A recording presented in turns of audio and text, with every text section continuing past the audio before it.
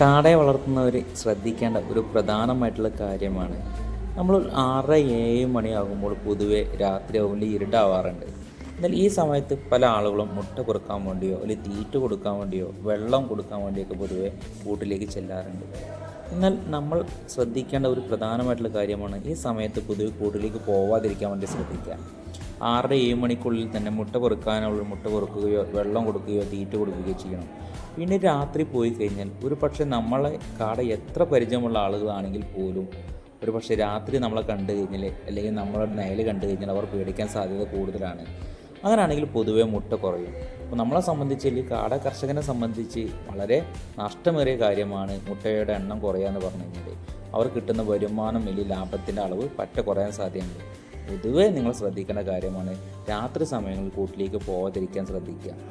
പോയി കഴിഞ്ഞാൽ അവ പാറുകയോ അല്ലെങ്കിൽ ഓടാനോ അല്ലെങ്കിൽ പേടിച്ച് പിന്മാറുന്നതായിട്ട് നിങ്ങൾക്ക് കാണാൻ സാധിക്കും.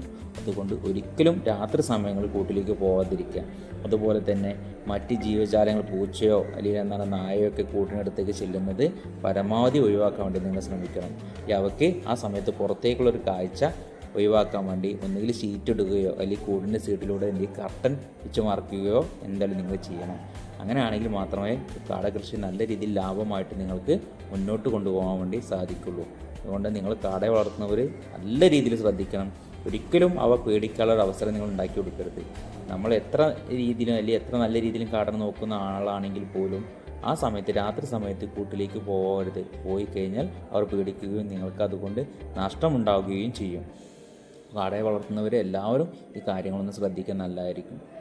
അത് പൊതുവെ കൂടുതൽ വളർത്തി പരിചയമുള്ള ആളുകൾക്ക് അറിയുന്ന കാര്യമാണ്. പുതിയ കർഷകരെ സംബന്ധിച്ച് അല്ലെങ്കിൽ കാട കൃഷിയിലേക്ക് ആദ്യമായിട്ട് വരുന്ന ആളുകളെ സംബന്ധിച്ച് ഈ ഒരു കാര്യം നിങ്ങൾ എന്തായാലും നല്ല രീതിയിൽ ശ്രദ്ധിക്കേണ്ടതായിട്ടുണ്ട്.